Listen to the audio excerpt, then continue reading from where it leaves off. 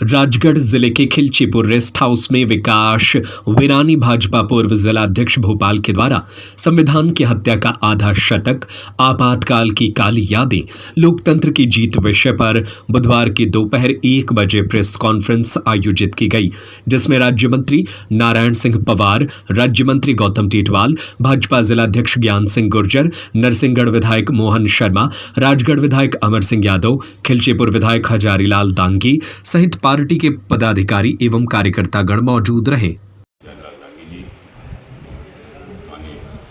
अमर सिंह यादव जी, पूर्व विधायक मोहन सिंह जी,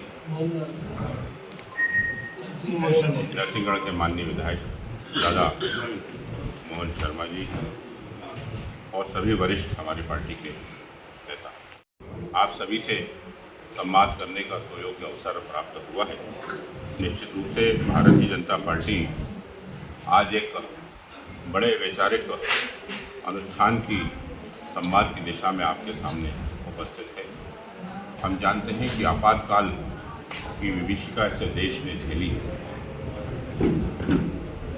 कांग्रेस ने जिस प्रकार से तानाशाहीपूर्ण शासन के दौर में बहुत से आयाम लोगों को तकलीफ देने के लिए स्थापित किए थे, उसमें से आपातकाल एक प्रमुख स्थान था। आज से लगभग 50 वर्ष पूर्व 25 जून 1975 को तत्कालीन प्रधानमंत्री श्रीमती इंदिरा गांधी जी ने इस देश पे आपातकाल थोपा था। लोकतंत्र की सारी मर्यादाओं को ताक पे रखा। भारत की आत्मा का गला घोटने का काम उन्होंने किया है और इस विभत्स घटना को भारतवासी आज ही नहीं कभी भी शायद न भूल पाएंगे। संविधान का हवाला देने वाले ऐसे तत्कालीन प्रधानमंत्री इंदिरा गांधी ने भारत के संविधान का खुले तौर पर मखौल उड़ाया था और निर्मम हत्या की थी।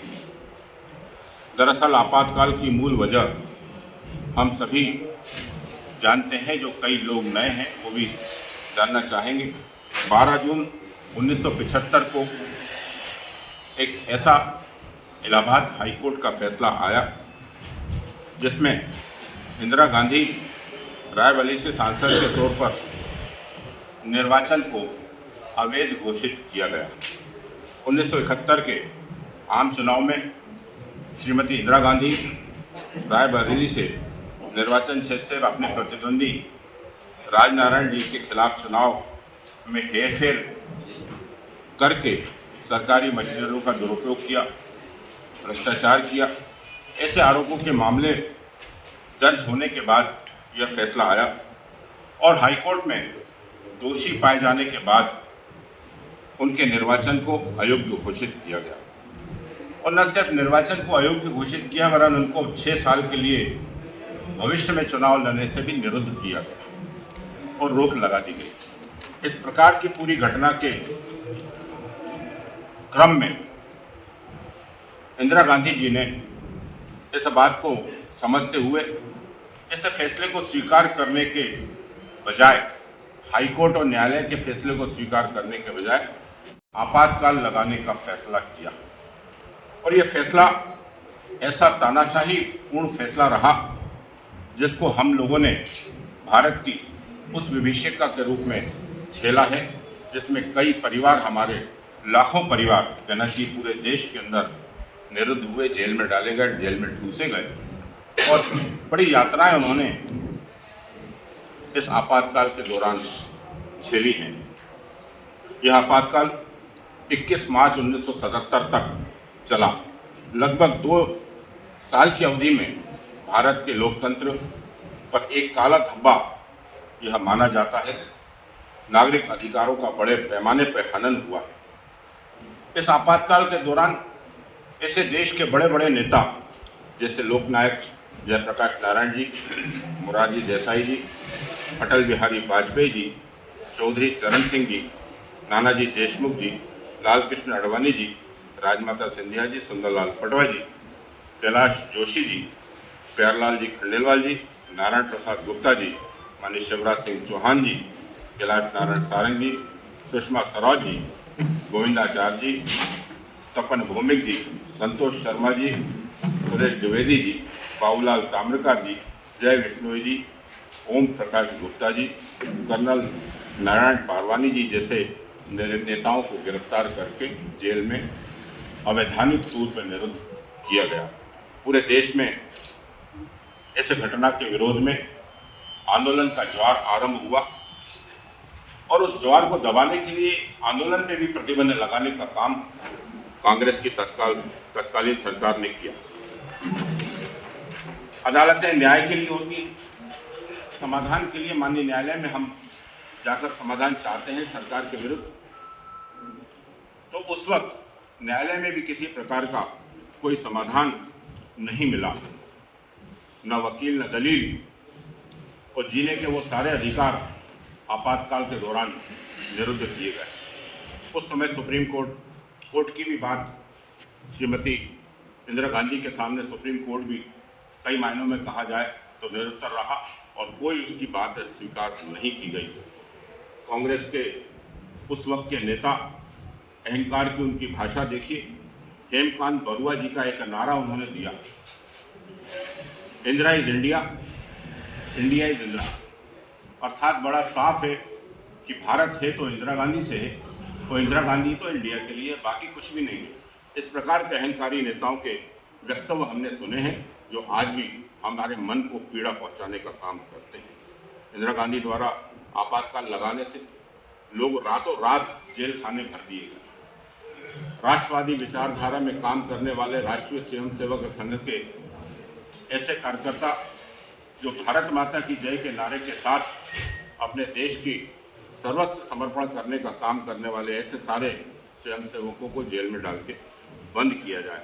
आप तानाशाही का अंदाज इस बात से लगा सकते हैं कि बड़े बड़े मुखर आलोचक, लेखक, पत्रकार, ऐसे मीडिया के जर्नलिस्ट जो उस वक्त काम करते थे, उन पर भी प्रतिबंध लगा दिया गया। कोई अखबार सरकार के खिलाफ कुछ लिखने की शक्तियाँ उसकी समाप्त की गई थी, नहीं तो उसे भी जेल में डालने का काम तत्कालीन सरकार ने किया। कलाकारों के ऊपर भी प्रतिबंध लग गया था। किशोर कुमार जैसे कलाकारों के गानों पर रेडियो पर बजने का प्रतिबंध हो गया था। अब आपातकाल की विभीषिकाएं किस प्रकार की थी, आप इसका अंदाज इस बात से लगा सकते हैं कि आपातकाल में नसबंदी का एक दौर चला। हम इंदिरा गांधी जी की उस तानाशाही सरकार के समय हुआ, घरों में घुसकर बसों से उतारकर लोगों की नसबंदियां की गई। एक साल के भीतर लगभग 60 लाख लोग इस नसबंदी के शिकार हुए हैं, जबरन शिकार हुए कहना चाहिए। कोई सहमति नहीं, कोई स्वीकृति नहीं, कोई परिवार। अब आप अंदाज लगाइए, नवविवाहित हैं लेकिन नसबंदी का शिकार, अविवाहित हैं नसबंदी का शिकार हो गए। आखिर किस प्रकार की त्रासदी थी, संवेदनाएं लगभग समाप्त थी, ऐसा उदाहरण प्रस्तुत किया इस देश की तत्कालीन प्रधानमंत्री इंदिरा गांधी जी ने। इसे पूरे दौर को आज अगर हम याद भी करते हैं तो हमारे रूह कांप जाती है। निश्चित रूप से लोकतंत्र के स्तंभ जैसे मैंने निवेदन किया कि पत्रकारों को बोलने की आज़ादी समाप्त थी, लिखने की आज़ादी समाप्त थी, खबरों पे सेंसरशिप लागू की गई थी, जो सरकार कहेगी केवल वही भाषा अपने को लिखना था। जमीनी स्तर पर आंदोलन लगभग समाप्त कर दिए गए थे। उसी वक्त प्रेस के मित्र हैं या राष्ट्रवादी विचारक हैं, उन्होंने भूमिगत होकर अपने अभियान को जारी रखा। हस्तलिखित उनके समाचार जारी होने लगे थे। आखिर आपदा का समय था तो किसी न किसी तरह से अपने मन की पीड़ा को व्यक्त करने का एक वैचारिक अभियान चालू हुआ। लोकतंत्र के अधिकारों में सामाजिक न्याय की वकालत करने वाले युवाओं के नेतृत्व को, आंदोलनों को भी कुचला गया। आपातकाल में जितने लोग निरुद्ध हुए, आप अंदाज लगाइए, 19 महीने जेल में रहने वाले परिवार को किसी के घर शादी होगी तो वहाँ पे पुरुष घर पे नहीं है, किस अवस्था में उस बच्चे की शादी होगी या बच्चे की शादी होगी हम सोच सकते हैं।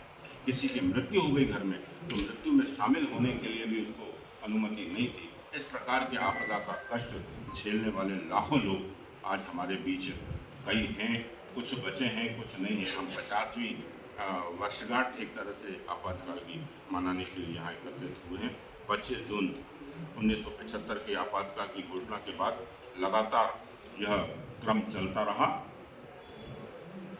और इस घोषणा के बाद लगभग आप ये मान के चलिए कि यह एक अलग से अधिकारों की शक्ति को अर्जित करने का काम न कानून न संसद न इस प्रकार के आदेश को लागू करने में किसी संसद की कैबिनेट का भी यह निर्णय पारित नहीं किया गया। धारा 352 का एक उपयोग करते हुए इस प्रकार की पूरी शक्तियों का अकेले ही उपयोग इंदिरा गांधी जी ने अपने उस कार्यकाल